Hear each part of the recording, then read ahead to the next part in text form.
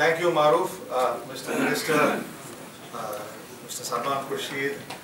I've had the privilege of welcoming him as a Minister of State when I was High Commissioner in Australia. And it's, let me tell you, the biggest social delight in Delhi whenever one has an opportunity would be to meet Mr. Khurshid and his charming wife, Louise.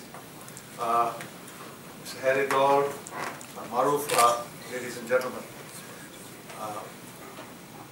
Maruf has said, I'm here to enlighten you, but really, having spent 36 years in the bureaucracy, it takes time to revive.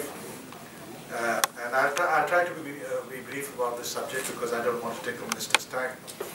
I think firstly, may I say that the only time in recent years that I came to dealing with this issue with government, with the private sector I have, was as a member of a task force reviewing national security, which has submitted its report. And interestingly, while past reviews of national security in India basically focused on military and the diplomacy, this task force, the Prime Minister directed, should spend a lot of time on energy. Because in an ultimate analysis, India's security, it was felt, can be guaranteed only if we are able to grow at 8 or 8.5% per annum. And you really can't do so unless your energy supplies are secure. Ultimately, a national strength is guaranteed by your rate of economic growth, and that is the ultimate aim of all diplomacy. And I must say, ever since Mr. Khurshid was there as Minister of State, most Indian diplomatic missions abroad, Indian diplomatic missions, were asked to focus their attention primarily on economic integration with our neighborhood and also with investments and energy matters. You right now have, even today for the first time in the External Affairs Ministry, a Joint Secretary dealing with energy security, who functions under the Secretary Economic Relations. I recall briefly I was Joint Secretary dealing with the Gulf and I was in charge of petroleum acquisitions in the ministry. It was a much smaller setup. So the seriousness of the issue of energy security is much better understood. Now, I think if you take how we look at our energy security, the bulk of our energy and power comes from coal-fed power plants. And certainly, if you notice, one of the problems we've had is because of getting structures together to get our coal production increased. We are seriously facing power shortages in many states. And that is one of the reasons for a decline in the industrial output. And this is really not something which India can afford, and really it's something which is being seriously addressed. So when we talk of energy security in India, we firstly talk of how to be able to produce enough energy in this country through various means, and since climate change becomes a factor, without wasting resources, and also at the same time not getting too over-dependent externally.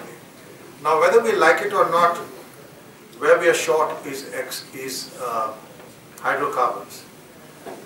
And right now about 80% of our utilization of oil and gas is imported, and there is a huge import dependency. This is likely to increase to 90% in coming years.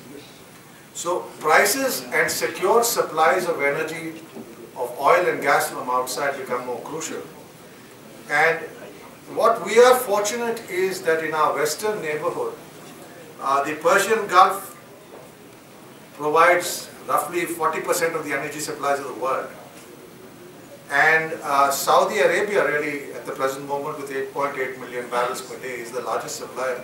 And I must say that the Saudis in recent years to us have been very reliable suppliers of oil.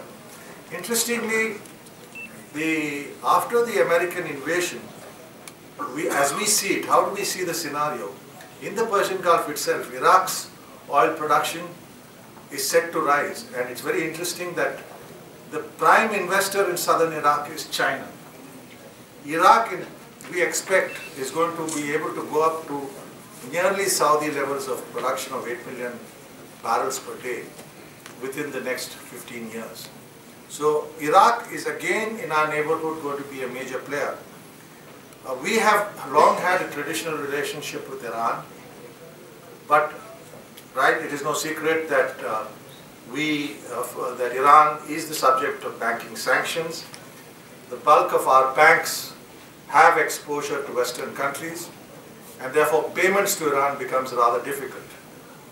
Despite that, we are continuing, and it is our sincere hope that as the Supreme Leader Ayatollah Khamenei has declared that possession of nuclear weapons, in his view, is something which he regards as blasphemous. The Iran and the G6, as it is called, will find a solution, because it is important, and I'll come to this slightly down the line, as to why it is important that Iran joins this, because Iran for us is linked directly and linkable directly through a pipeline for supply of our requirement of natural gas through Pakistan. We have problems of price, but that will be sorted out, I think, in course of time. Now,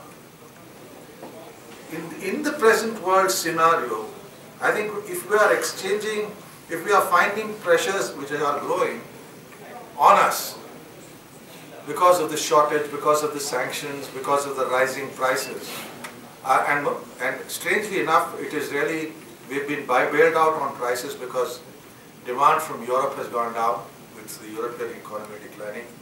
The American economy has not been growing as fast as it could. But as I said, the major consumers in the coming years from this neighborhood are going to be India and China. And I'll come to the reasons for this.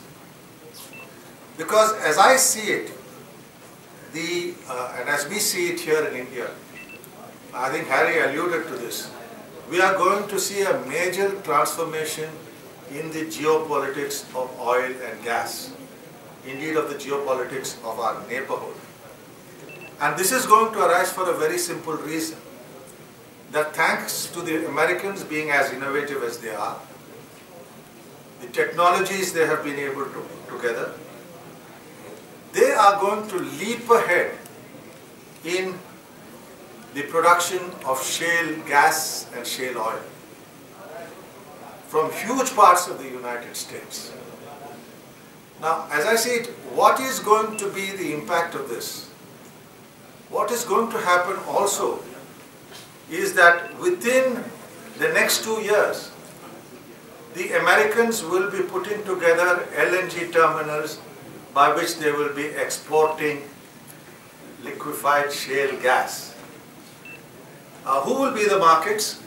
I think the markets will largely be Europe, but more importantly, in our neighborhood, in the what is now called the Indo-Pacific neighborhood, the main consumers are going to be, as I see it, Japan, South Korea, and Taiwan. These are 3 places where Americans have strategic alliances, military alliances, and in the South China Sea and around that area, the fundamental change which one will see with regard to these economies is the growth of, is the movement of American shale and perhaps surplus oil by 2020 to this region. What it will have on the geopolitics of this region remains to be seen, because though China also has huge resources of shale gas, it is largely in areas which are not very highly populated and where one is going to have problems of transportation, of water and various other supplies. So it is open, but frankly as an Indian I would be delighted if China becomes self-reliant in this, because the pressure on availability of oil and gas for us will go down. But it is an open question mark as we see it at this stage, and we look, and I'm coming why this is important for us in this dialogue. I think the dialogue we're going to have in Bangkok, I think these are issues we need to look at geopolitically. If we are to maintain the India-Pacific region or the Indo-Pacific region extending from India to the South China Sea as the most fastest growing region in the world, then perhaps we need to cooperate on matters pertaining to energy. It may interest you to know that in the maritime domain, we have a good working relationship even with the Chinese Navy when it comes to piracy in the Indian Ocean. And certainly, I believe that the need for energy, the geopolitics of energy are such that we should be able to work cooperatively in ensuring the security of sea lanes, whatever our differences, for the movement of energy supplies. Because ultimately, growth is what is going to matter. And as I said, as I see it, this is going to have another impact. The other impact is that by 2020, with the US and also there are huge shale gas and Canada being net exporters of oil and gas, I think by the sheer logic of compulsions, the countries of the Persian Gulf or the Arab Gulf, call it whatever you may, are going to see closer integration with the economy of South Asia, Southeast Asia and East Asia. That is inevitable because the American supplies are going to largely meet the requirements of, as I said, some Asia Pacific countries, their own countries. So the demand is going to go down from traditional buyers. It would improve our energy situation, but I think it is important that even at this stage, we discuss frameworks as to how we are going to deal with this. Because stability in prices, guarantees of supply of energy are crucial. And this is a point we need to take into account. Now, the other point to be borne in mind is that right now, as I said, Iraq is growing. I hope Iran comes out of sanctions so that we can all have a normal relationship. But all these would certainly facilitate, and perhaps we need to have a larger dialogue on facilitating a movement in that direction so that whatever the rivalries, energy supplies are available to all of us because it's crucial for the welfare of our people. Coming to our own region, I think we've done reasonably well in energy integration with Bhutan. Believe me, 10 years from now, Bhutan is going to have double the per capita income of India, and maybe 15 years from now, it will be the only developed country in South Asia. For a very simple reason that they'll be selling us 10,000 megawatts of electricity. And for a country with Bhutan's population, that is the roadmap to prosperity and security. Interestingly, Nepal has a capacity of 84,000 megawatts, of which 42,000 megawatts, which is about 4 times Bhutan's capacity, we're yet stuck in negotiations over crucial projects. I hope the political situation stabilizes in Nepal so that we can cooperate, because in an ultimate analysis, Nepal's rate of growth, along with Pakistan's, has been the lowest in South Asia. Myanmar is also an interesting case of energy security in our immediate neighborhood, where we have an 1,800 megawatt project under discussion, but it seems forever to be under discussion, and I don't blame Myanmar alone for that delay. We need to look at it more closely. With Myanmar opening out and the Japanese and other coming in, perhaps we can work out solutions on external funding and involvement. The same is true of Bangladesh. I think the High Commissioners here were in the process of supplying them 500 megawatts of electricity. That is scheduled to go up, and I hope we soon even have a common grid of Bangladesh and Northeast, as would be the case with Sri Lanka, where we have similar projects. Finally, pipelines. Now, we already have a signature on the, and this is where Central Asia comes in. We have the Turkmenistan, Afghanistan, Pakistan, India pipeline, for which the agreement is signed, everything is agreed upon. But as one would know, the situation in Afghanistan, especially because it goes through the pipeline goes through sensitive areas like Herat and Kandahar, till it stabilizes, we are going to be held up. It is a large project, it's about $7.6 billion, but it's again something which is going to link India in energy terms with Central Asia. and the minister is here, and I hope you will permit me to say, I personally believe that with Pakistan, the best thing which could happen is for us to integrate our energy requirements. I think the private sector, Harry, if I'm right, is discussing the possibility of supply of electricity to Pakistan, which has acute power shortages. We will then have the pipeline from Turkmenistan and Afghanistan, which will link up.